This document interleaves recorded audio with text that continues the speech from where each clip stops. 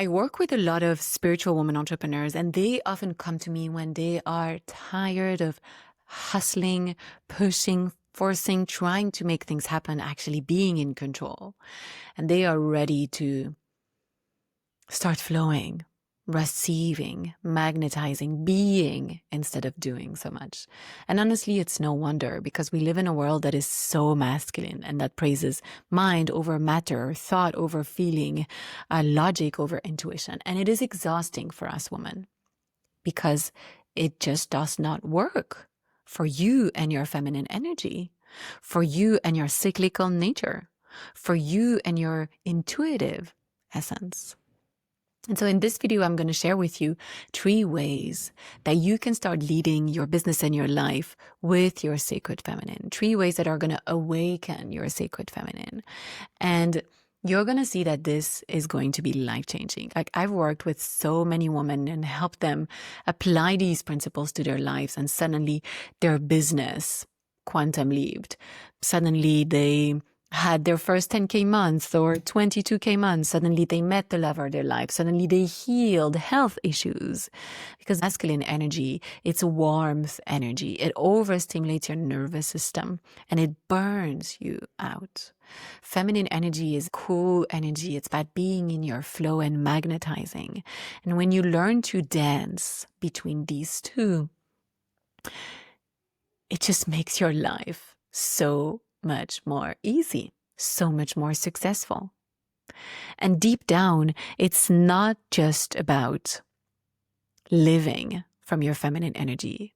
It's about reclaiming your connection to your soul. Because the feminine lives soul-led, spirit-led, intuition-led. It's about reclaiming your relationship and your connection to the divine, and particularly the goddess. If you haven't watched my last video where I speak about the 5 signs that you're meant to walk the path of the goddess and what happens to the suppression of the goddess, I highly recommend that you watch it, because it's a great complement to this video. But let's dive in. What are the things that you can do, and what are the things that I teach my clients to start awakening the sacred feminine, the divine feminine within, and start living more from your feminine energy and reclaiming your connection to the goddess? So the first thing is what I call walking the beauty way. I was born in a very privileged environment in Belgium. And I would have these beautiful parties and birthdays and events in mansions with champagne. While I loved it because it was beautiful, I also hated it because I thought it was superficial. And if you don't know me yet, but you will soon realize that I'm someone that's really deep. And depth is one of my core values. If you know about human design, my conscious sun is 48, which is the gate of depth and wisdom. So this is really what I'm here to bring to the world and to awaken within people their own depth and wisdom. And so I really struggled in that beautiful, but oftentimes very superficial environment. And some people would appreciate me for the depth that I was bringing to the table, literally to the dinner table. And so a part of me rejected that world and the beauty that came with it, because I made it mean if it's beautiful, it means it's superficial. And I'm a deep person, so I don't want to have anything to do with that. So I pushed away everything that was material and beautiful. But that creates a bit of a problem when you are a spiritual person that wants to make an impact on the world. And I'm sharing this because I know that many of you are struggling with that. I see that in so many of my clients too. And so there is something that exists that is called the beauty way. And this is the path of the ancient priestesses. The priestesses of ancient Egypt in particularly, but also ancient Greece, that were walking the beauty way because they knew that their body was a temple, honoring their soul. And that treating their body, adorning their body, was about adorning their soul and reconnecting with their power. I'm sure it's happened to you that you got dressed into this beautiful dress or outfit, you put makeup on, you did your hair, suddenly you feel different. You feel more powerful. You feel more unstoppable than if you go and work in your sweatpants, right? It's a different energy. You show up differently.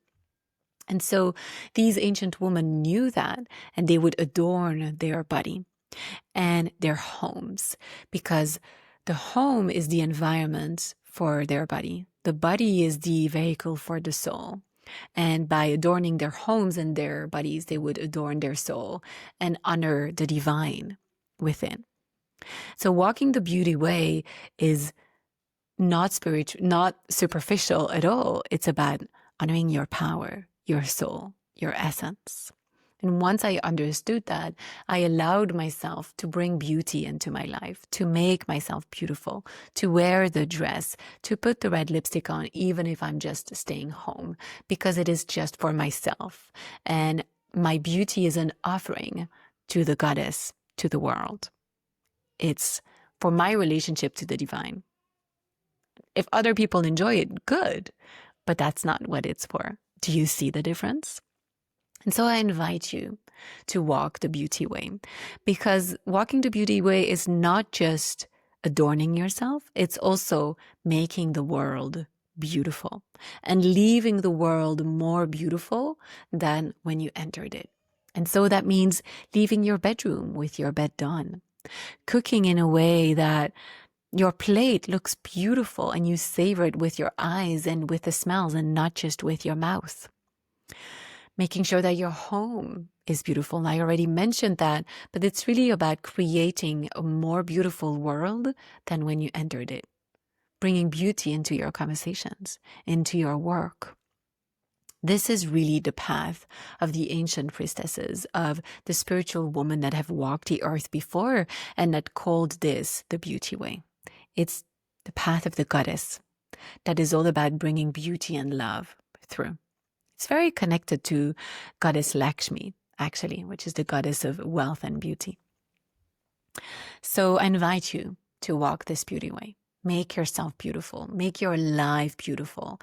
Everything that you do, make sure you leave it more beautiful than what it was before. And it can be as simple as your office, the food you eat, your bedroom, or a conversation that you have with someone. How can you bring beauty in everything that you do? That will awaken your sacred feminine and your power and make you so much more magnetic.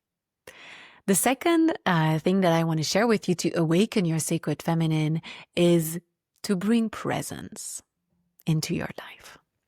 Because while the masculine is very outward, it's all about doing and pushing and giving, the feminine and the sacred feminine is inward.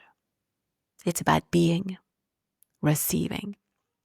And we live in a world where there is so much noise and we are overstimulated with so much information. And this in a way is creating more information. But I'm hoping that it's reaching you and bringing you back home to yourself.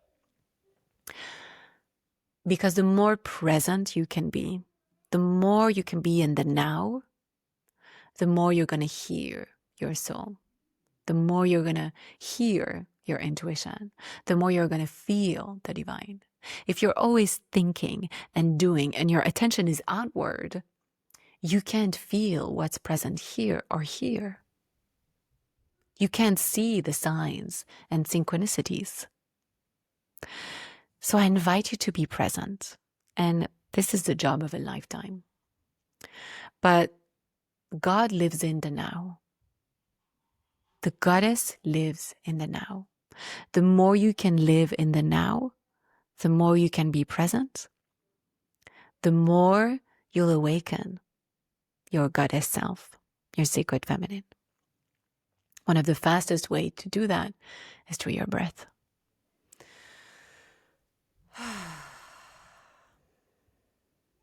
Just take a breath.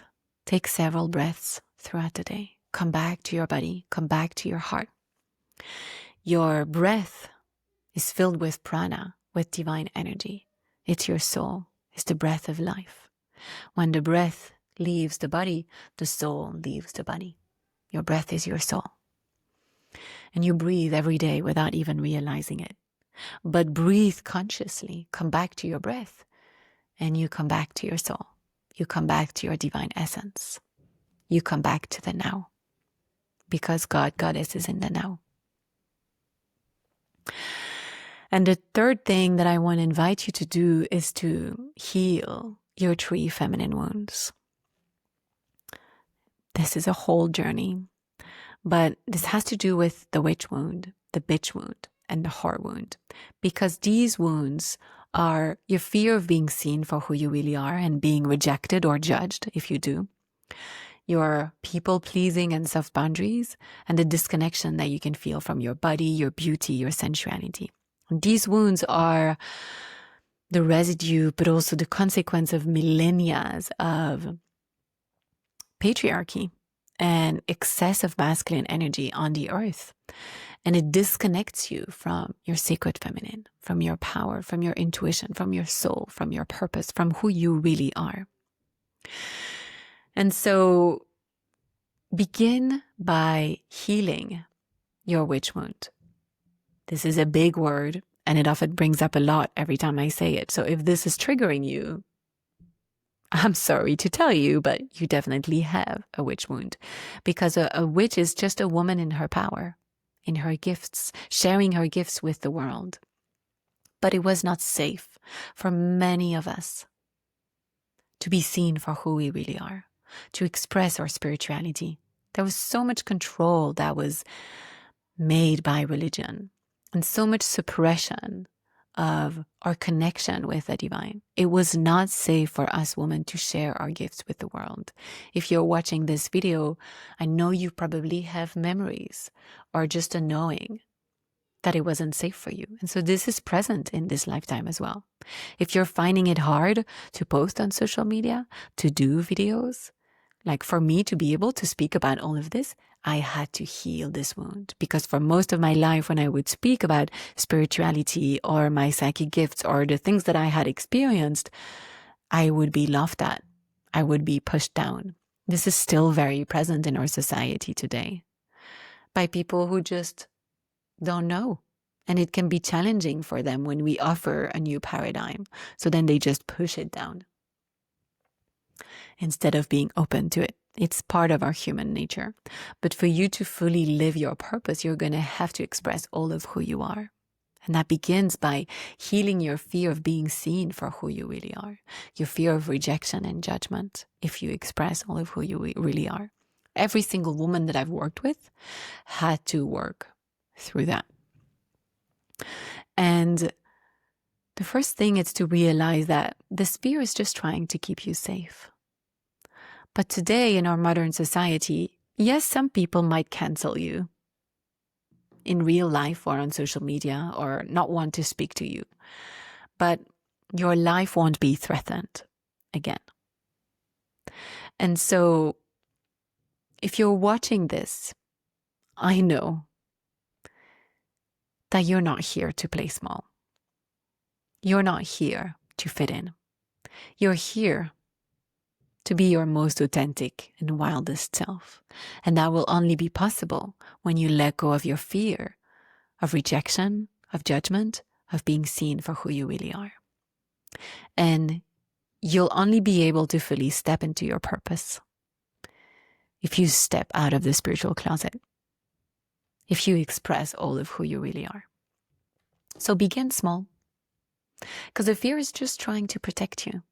There's nothing wrong about her. But the most successful people that live the most fulfilling and enriching lives are the ones that have learned to dance with fear. So take a small step, begin small. Do something that scares you a little bit. Maybe it's sharing your beliefs with someone. Maybe it's putting yourself out there. Maybe it's writing a post. Maybe just stretch yourself, reach your edge, and then do it anyways. Because this experience is going to teach you that, oh, maybe I wasn't judged as much as I wanted.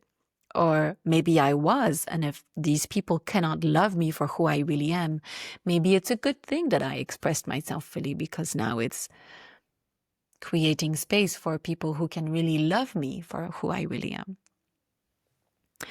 And this is a dance, this is a journey. If there's anything that I can do to support you, put it in the comments so that I can guide you through all of that. So learn to dance with fear and know that people are really only judging you. No, people are really only judging themselves when they are looking at you. People project a lot on others, and the more you can let go of people's judgment, the more it will free you and allow you to do the work that you came here to do.